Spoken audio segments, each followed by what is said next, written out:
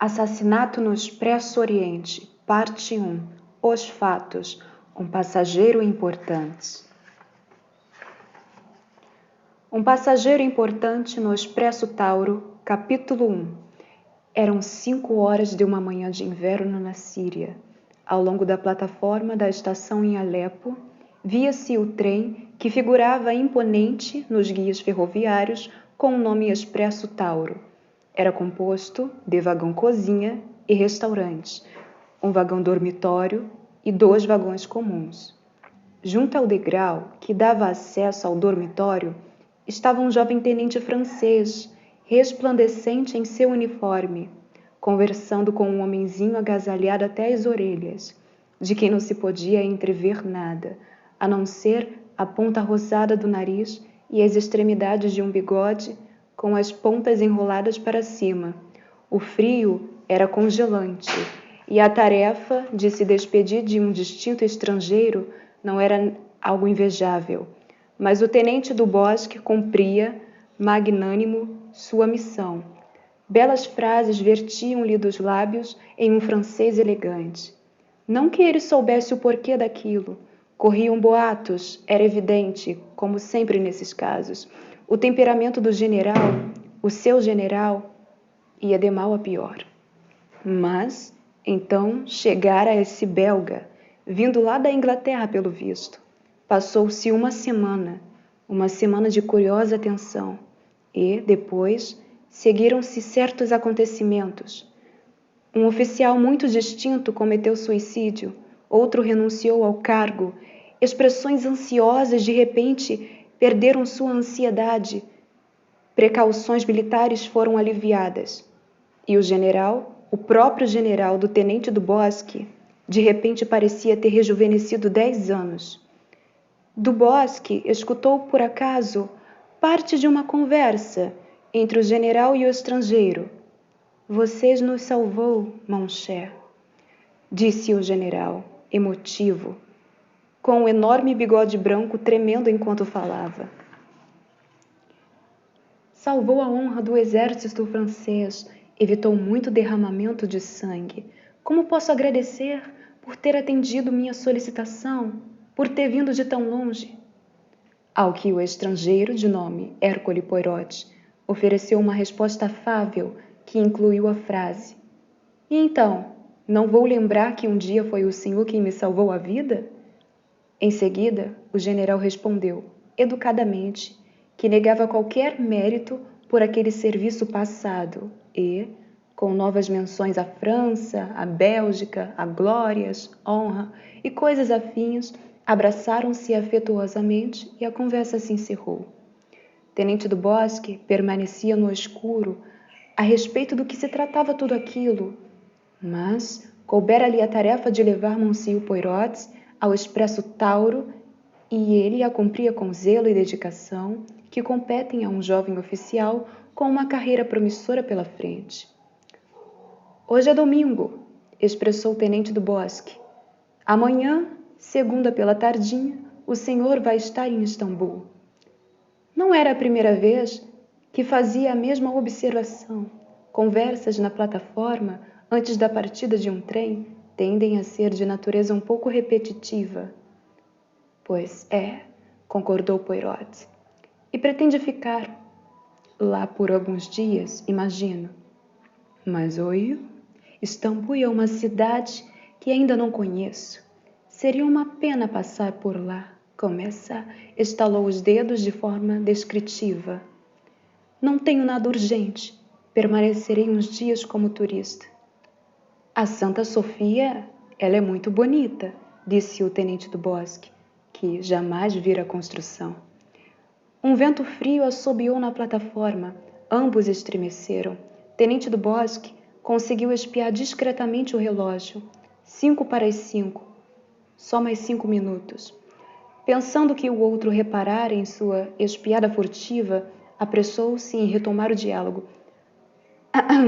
«Há poucas pessoas viajando nesta época do ano», disse, olhando para as janelas do vagão dormitório acima deles. «Pois é», concordou Monsieur Poirot. «Vamos torcer para que não fiquem presos por conta da neve nos Montes Tauro. Isso acontece? Já aconteceu sim. Este ano ainda não, por enquanto. Vamos torcer então, disse Poirot. As previsões do tempo para a Europa andam ruins. Muito ruins. Nos Balcãs há muita neve. Na Alemanha também, ouvi dizer. Bien, apressou-se o tenente do Bosque, justo quando outra pausa parecia se insinuar. Amanhã à noite, às 7h40, vai estar em Constantinopla. Sim, disse Poirot, e com desespero emendou. Santa Sofia, eu ouvi dizer, é muito bonita. Magnífica, creio. Acima da cabeça deles, a cortina de uma das cabines foi puxada de lado e uma jovem olhou para fora. Mary de Benham dormira muito pouco desde que deixara Bagdá, na quinta-feira anterior. Nem no trem para Kirkuk, nem na pousada em Monsul, nem mesmo na última noite no trem, ela dormira decentemente. Então, exausta de ficar deitada em sono no calor abafado de sua cabine superaquecida, levantou-se e espiou para fora. Devia ser Alepo. Nada para olhar, é claro. Apenas uma longa plataforma mal iluminada, retumbando com furiosas discussões em árabe acontecendo em algum lugar. 2 homens conversavam em francês logo abaixo da janela dela. Um era um oficial francês, o outro, um homenzinho de bigodes enormes.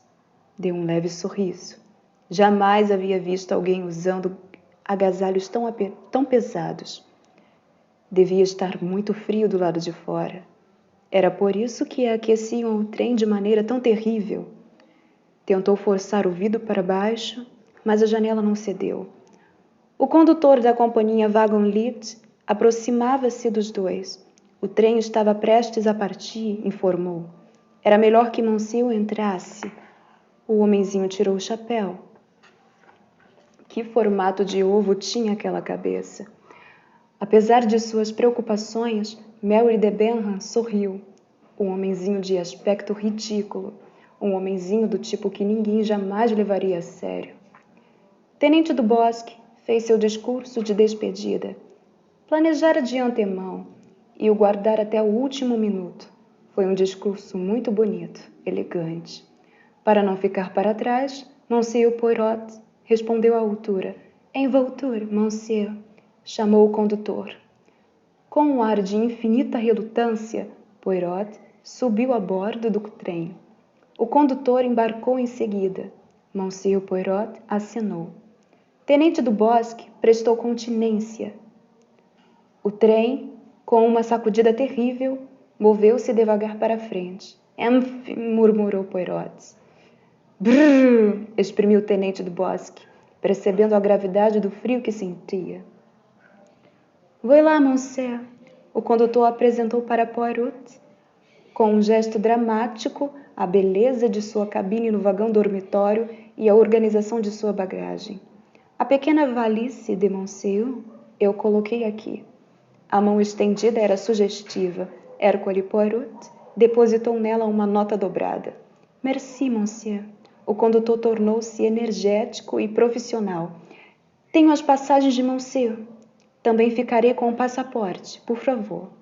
O senhor interrompe a jornada em Istambul, pelo que entendi? Poirot assentiu. Não há muitos passageiros viajando, imagino. Perguntou. Não, monsieur. Tenho apenas outros 2 passageiros, ambos ingleses. Um coronel da Índia e uma jovem dama inglesa de Bagdá. Monsieur precisa de alguma coisa? Monsieur pediu uma garrafa bem pequena de Perrier. 5 da manhã era um horário estranho para embarcar em um trem. Faltavam ainda 2 horas para o amanhecer. Ciente da noite inadequada de sono e da difícil missão cumprida com sucesso, Poirot enrolou-se num canto e adormeceu. Quando acordou, já eram 9h30 e aventurou-se até o vagão-restaurante à procura de um café quente. Havia apenas um ocupante no momento, obviamente a jovem dama inglesa a qual se referiu o condutor. Era alta, magra e negra, com talvez uns 28 anos. Havia uma espécie de eficiência fria na maneira com que comia o de jejum e chamava pelo atendente para que lhe trouxesse mais café, o que denotava uma experiência de mundo e de viagens. Usava um vestido escuro, feito com algum tecido leve, adequado à atmosfera aquecida do trem. Hercule Poirot, sem nada melhor para fazer, divertiu-se observando a moça com total discrição. Julgou que era uma jovem capaz de se defender com absoluta tranquilidade, aonde quer que fosse. Tinha posse e eficiência. Gostou muito da regularidade severa de seus traços e da palidez delicada da pele. Aprovou os cabelos negros e lustrosos, com suas madeixas em ondas caprichadas e os olhos frios, impessoais e cinzentos. Porém, decidiu, era um pouco eficiente demais para o que ele chamava de uma jolie femme. Em seguida, outra pessoa entrou no vagão-restaurante. Era um homem alto, entre 40 e 50 anos, silhueta magra, pele escura, com um cabelo levemente grisalho nas têmporas. O coronel da Índia, Poirot pensou consigo. O recém-chegado fez uma pequena reverência à moça. Bom dia, senhora de Benham. Bom dia, coronel Arbuthnot. O coronel ficou parado, com a mão no espaldar da cadeira, exposta a ela. A senhorita se incomoda? Perguntou. É claro que não. Sente-se. Bem, sabe, o café da manhã não é uma refeição em que se conversa muito. Espero que não, mas não mordo. O coronel sentou-se. Rapaz, chamou com ar peremptório. Fez o pedido de ovos e café. Os olhos repousaram por um momento em Hercule Poirot, mas seguiram adiante com indiferença. Poirot, interpretando corretamente o espírito inglês, sabia o que o outro pensara. Outro estrangeiro detestável. Fiéis à sua nacionalidade, os dois ingleses não eram tagarelas. Trocaram algumas poucas e breves observações. Em seguida, a garota levantou-se e retornou à sua cabine. Na hora do almoço, os outros dois, mais uma vez, dividiram a mesa e, de novo, ambos ignoraram por completo o terceiro passageiro. A conversa estava mais animada do que no café da manhã. Coronel Arbuthnot falou do Punjab e, de vez em quando, fazia à moça algumas perguntas sobre Bagdá, onde ficou claro que ela trabalhara como governanta. No decorrer da conversa, descobriram alguns amigos em comum, o que teve o efeito imediato de torná-los mais amigáveis e menos circunspectos. Conversaram sobre o velho Tommy Fulano e Jerry Cicrano. O coronel inquiriu se ela iria direto para a Inglaterra ou se passaria por Istambul. Não, vou direto. Não acha que é uma pena? Fiz o mesmo trajeto vindo para cá 2 anos atrás e passei 3 dias em Istambul na ocasião. Entendo. Bem, posso dizer que fico muito contente que esteja indo direto, pois eu também estou. Fez uma espécie de cortesia desajeitada, corando um pouco neste momento. Ele é suscetível, o nosso coronel, pensou Hercule Poirot, achando certa graça. O trem é tão perigoso quanto uma viagem no mar. A senhorita de Benham respondeu calmamente que aquilo era muito bom. Seus modos tomaram um leve ar contido. O coronel, como reparou Hercule Poirot, acompanhou-a de volta à cabine. Mais tarde, passaram pelo cenário magnífico de Tauro. Ao olharem para baixo, admirando as portas de Cilícia, parados no corredor lado a lado, um suspiro veio de repente da garota. Poirot estava perto e ouviu-a murmurar. É tão lindo, eu queria. Sim, queria poder aproveitar. Arbuthnot não respondeu. A linha quadrada do queixo pareceu um pouco mais rigorosa e impiedosa. Queria, por Deus, que você estivesse fora dessa história toda, disse, voltando a Arbuthnot. Queria, por Deus, que você estivesse fora dessa história toda, disse ele. Quieto, por favor, quieto. Oh, está tudo bem. O coronel lançou um olhar levemente incomodado na direção de Poirot. Então prosseguiu.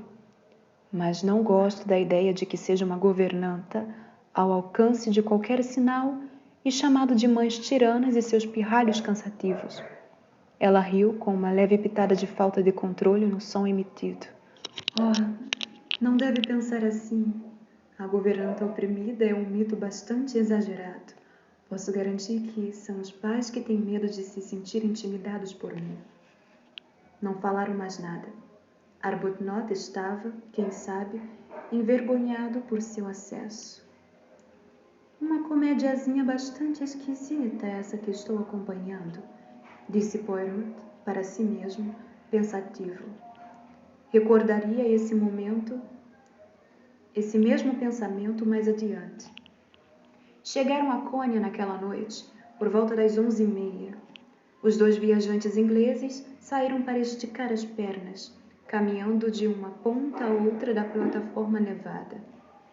Monsieur Poirot estava contente em observar a abundante atividade da estação através da vidraça. Depois de uns 10 minutos, no entanto, decidiu que tomar um ar fresco não seria talvez uma má ideia, afinal. Fez os preparativos necessários, enrolando-se em vários casacos e cachecóis e encaixando as botas elegantes dentro de galochas. Assim, trajado, desceu cauteloso até a plataforma e começou a percorrer sua extensão. Caminhou para além da locomotiva. Foram as vozes que lhe deram a pista das 2 figuras obscuras paradas à sombra de uma caminhonete. Arbuthnot dizia: Mary. A moça o interrompeu. Não agora. Quando tudo estiver terminado, quando tudo tiver ficado para trás, aí então, discretamente, Monsieur Poirot deu meia volta. Ficou pensativo. Dificilmente teria reconhecido a voz fria e eficiente de Sra. de Benham. Curioso, pensou. No dia seguinte, cogitou-se, quem sabe, eles teriam discutido, conversaram um pouco.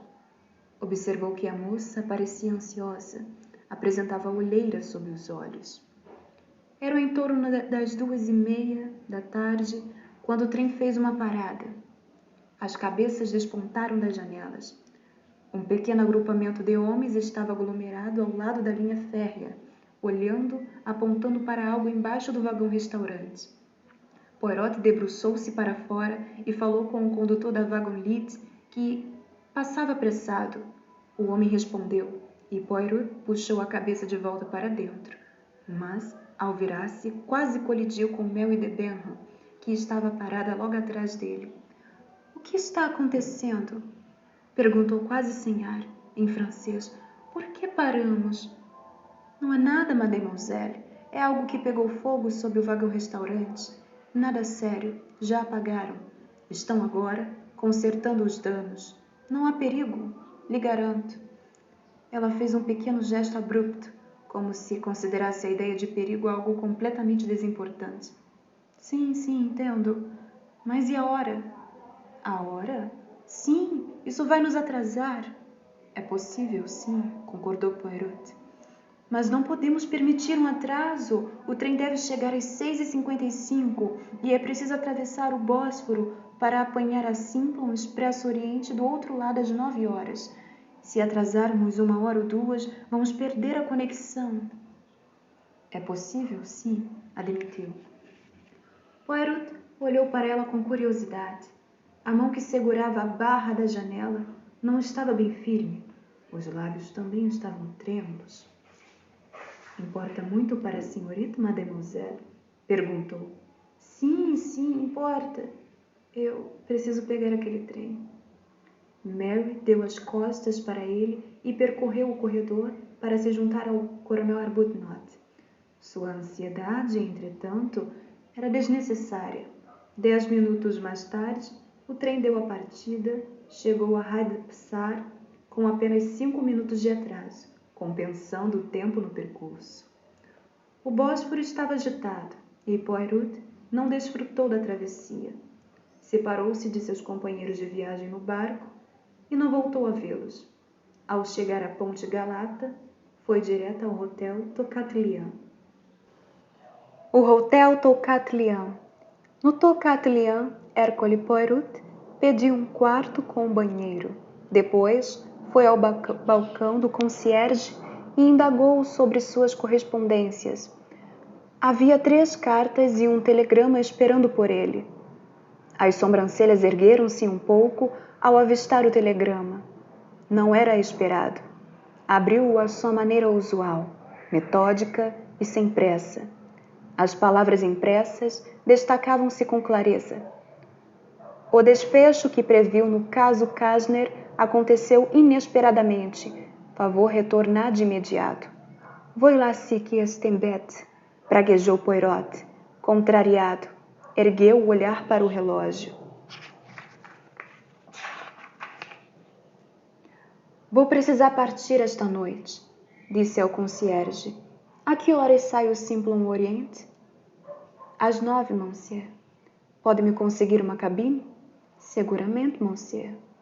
Não há dificuldade nesta época do ano. Os trens estão quase vazios. Primeira ou segunda classe? Primeira. Très bien, monsieur. Até onde o senhor vai?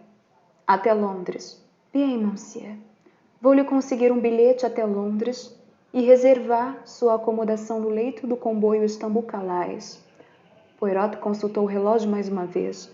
Faltavam 10 minutos para as 8. Tenho tempo de jantar?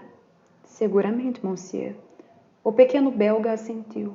Foi à recepção, cancelou o pedido do quarto e atravessou o saguão até o restaurante. Enquanto fazia o pedido ao garçom, sentiu alguém pôr a mão nele. Pôr a mão em seu ombro. Ah, mon Deus! Mas que prazer inesperado! Disse a voz atrás dele.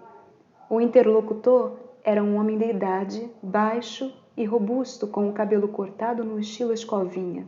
Sorria com ar de deleite. Poirot deu um salto.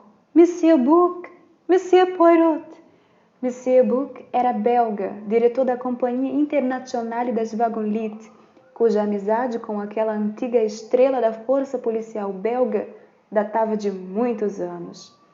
Está bem longe de casa, mon cher, disse Monsieur Bouc.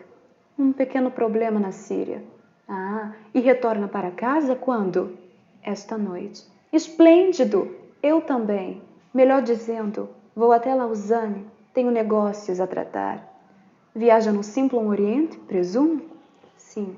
Acabei de pedir uma cabine.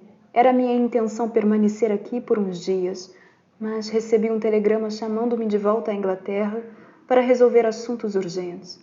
Ah, suspirou Monsieur Bouc. Les affaires. Mas você está no topo do mundo no momento, mon vieux? Eu conquistei um pouco de sucesso, talvez. Hercule Poirot tentou parecer modesto, mas fracassou solenemente. Bouc riu. Então, nos vemos mais tarde, disse. Hercule Poirot dedicou-se à tarefa de manter os bigodes fora da sopa. Tendo cumprido a difícil missão, olhou ao redor enquanto aguardava o próximo prato. Havia apenas meia dúzia de pessoas no restaurante e, dentre aquela meia dúzia, apenas 2 interessavam a Hercule Poirot. Os 2 estavam sentados em uma mesa não muito distante. O mais novo era um homem de aparência simpática, na casa dos 30 anos, claramente americano. No entanto, não fora este, mas seu acompanhante, que atraíra a atenção do pequeno detetive. Era um homem que tinha entre 60 e 70 anos. À distância, tinha o aspecto ameno de um filantropo. Sua cabeça levemente calva, a testa abobadada, a boca sorridente, exibindo um conjunto branco de dentes falsos, tudo parecia representar uma personalidade benevolente. Apenas os olhos desmentiam a suposição. Eram pequenos, profundos e astuciosos. Mas não era só isso. Quando o homem, ao fazer algum comentário para o jovem acompanhante, examinou o entorno da sala. Seu olhar se deteve em Poirot por um momento e, por não mais de um segundo, houve ali uma estranha malevolência, uma atenção anormal no olhar. Então se levantou. Pague a conta, Hector, disse. A voz era um pouco rouca no timbre, tinha uma qualidade estranha, macia, perigosa. Quando Poirot reencontrou seu amigo no lobby, os outros dois estavam saindo do hotel. A bagagem estava sendo trazida para o térreo. O mais jovem supervisionava o processo. Em seguida, abriu a porta do vidro e disse: Quase tudo pronto, Sr. Hatchet. O mais velho rosnou uma aquiescência e passou. Bien, disse Poirot. O que acha deles dois? São americanos, disse Monsieur Buck. Seguramente que são americanos. Estava me referindo ao que achava de sua personalidade. O mais jovem parecia bastante simpático. E o outro? Para dizer a verdade, meu amigo, não gostei dele. Causou em mim uma impressão desagradável. E você? Hercule Poirot levou um momento para responder.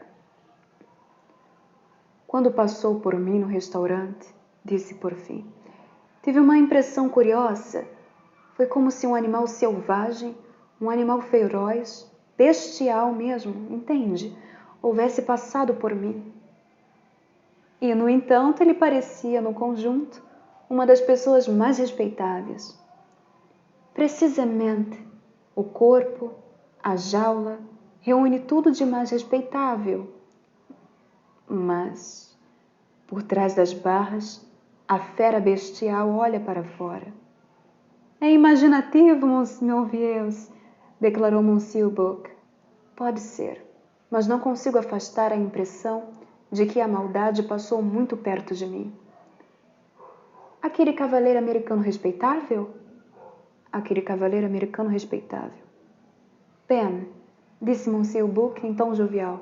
Pode ser. Há muita maldade no mundo. Naquele momento, a porta se abriu e o concierge foi em direção aos dois. Parecia preocupado e constrangido. É extraordinário, monsieur, disse Poirot. Não há sequer um leito de primeira classe disponível no trem. Comment? Reagiu Monsieur Buck. Nesta época do ano, há, sem dúvida, algum grupo de jornalistas, de políticos? Não sei, senhor, comentou o concierge, dirigindo-se a ele com todo o respeito. Mas essa é a situação. Bem, Monsieur Buck virou-se para Poirot. Não tema, meu amigo. Vamos arranjar alguma coisa. Há sempre uma cabine. A 16, que nunca é reservada. O condutor cuida disso. Sorriu e então consultou o relógio. Venha, está na hora de partirmos. Na estação, Monsieur Buck foi saudando com presteza pelo condutor de uniforme marrom da Vagonlite. Na estação, Monsieur Buck foi saudado com presteza pelo condutor de uniforme marrom da Vagonlite. Boa noite, monsieur. Sua cabine é número 1. Chamou os carregadores e estes empurraram as bagagens até a metade do vagão, onde as plaquetas de lata anunciavam o destino. Istambul, Trieste, Calais. Estão lotados esta noite, ouvi dizer. É inacreditável, monsieur. O mundo inteiro decidiu viajar esta noite. Mesmo assim, precisa encontrar um lugar para este cavaleiro aqui. É meu amigo. Pode ficar na cabine 16. Está ocupada, monsieur. O quê? A número 16? Os dois trocaram um olhar de entendimento. E o condutor sorriu. Era um homem alto, pálido, de meia idade. Mas sim, monsieur. Como lhe disse, estamos lotados. Lotados. Tudo lotado. Mas o que se passa? Exigiu Monsieur Buck enfurecido. Há alguma conferência em algum lugar? É uma festa? Não, monsieur. Por acaso. Aconteceu apenas que muita gente resolveu viajar na noite de hoje. Monsieur Buck produziu um estalido de irritação. Em Belgrado temos o acréscimo do vagão de Atenas, falou. Também há o vagão de Bucareste e Paris, mas só chegaremos a Belgrado amanhã à noitinha. O problema é esta noite. Não há nenhum leito desocupado na segunda classe? Temos um leito na segunda classe, monsieur. Bem, então... Mas é um beliche de senhoras. Há uma senhora alemã acomodada na cabine, uma dama de companhia. Lá, que complicado, disse Monsieur Bock. Não se aflinja, meu amigo, disse Poirot. Vou viajar em um vagão comum. De jeito nenhum. Voltou-se mais uma vez ao condutor. Já chegou todo mundo? É verdade, disse o homem, que há um passageiro que ainda não chegou. Falou devagar e com hesitação. Mas diga, então. Leito número 7, da segunda classe. O cavaleiro ainda não chegou e já são 8h56. Quem é ele? Um inglês. O condutor consultou a lista. Um tal Sr. Harris. O nome é um bom sinal, disse Poirot. Leio Dickens. Esse Sr. Harris não vai chegar. Ponha a bagagem de Monsieur no número 7, falou Monsieur Bock. Se esse Sr. Harris chegar, então lhe informaremos que chegou tarde demais, que os leitos não podem ser reservados por tanto tempo. Vamos resolver a questão de um jeito ou de outro. E eu lá me importo com algum Sr. Harris? Como Monsieur desejar, disse o condutor. Falou com o carregador de Poirot, indicando-lhe para onde ir. Então, abriu passagem dos degraus para que Poirot embarcasse. Tout est faute about monsieur, explicou. A penúltima cabine ao fundo. Poirot foi passando pelo corredor. Um progresso um tanto lento, já que a maioria dos viajantes estava de pé do lado de fora de suas cabines. Enunciava seus educados pardons com pontualidade suíça. Por fim, alcançou a cabine indicada. Em seu interior, ajeitando uma mala, estava o jovem e alto americano de Tocatlian. Ele franziu o rosto assim que Poirot entrou. Desculpe-me, falou. Acho que o senhor se enganou. Então, repetiu com dificuldade em francês. Je crois que vous avez un erro. Poirot respondeu em inglês. O Sr. Harris? Não, meu nome é McQueen. Mas naquele momento a voz do condutor se fez ouvir por sobre o ombro de Poirot. O tom era constrangido e um tanto sem fôlego. Não há nenhum outro beliche no trem, monsieur. Este cavaleiro precisa viajar aqui. Ele fechava a janela do corredor enquanto falava e começou a erguer a bagagem de Poirot. Poirot achou certa graça ao perceber no tom de voz dele um pedido de desculpas. Sem dúvida, fora-lhe prometida uma boa gorjeta se conseguisse manter a cabine para uso exclusivo do outro passageiro. Contudo, mesmo a mais magnânima das gorjetas perde seu efeito quando o diretor da empresa está a bordo dando ordens.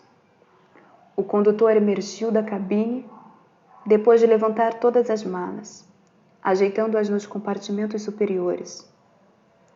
Voilà, monsieur, declarou. Tudo organizado. Seu beliche é o de cima, número 7. Partimos dentro de 1 minuto. Saiu apressado pelo corredor. Poirot entrou de novo na cabine. Um fenômeno que vi em raras ocasiões, disse com ar animado. O próprio condutor da Wagonlit arrumando as bagagens. Onde já se viu? O companheiro de viagem sorriu. Era evidente que superara sua irritação. Provavelmente decidiu que não adiantava nada encarar a situação por um viés que não filosófico. O trem está com uma lotação excepcional, comentou. O apito soou. Houve um longo e melancólico ruído do motor. Ambos saíram para o corredor. Do lado de fora, uma voz gritou: Envolture! Partimos, disse McQueen. Mas não haviam partido ainda, na verdade. O apito soou de novo. Digo, senhor, falou o rapaz de repente, se preferir ficar com a cama de baixo, Se for mais fácil e tudo mais, por mim tudo bem. Não, protestou Poirot. Não gostaria de lhe privar de... Está tudo bem. O senhor é muito amável. Protestos educadíssimo dos dois lados. É por uma noite apenas, explicou Poirot. Em Belgrado? Ah, entendo. Está descendo em Belgrado. Não exatamente. Veja bem. Houve uma arrancada súbita. Ambos foram à janela contemplar a longa plataforma iluminada que passava por eles devagar. O Expresso Oriente dera início à sua viagem de 3 dias, atravessando a Europa. Encerrando o capítulo 2. Capítulo 3 no próximo vídeo.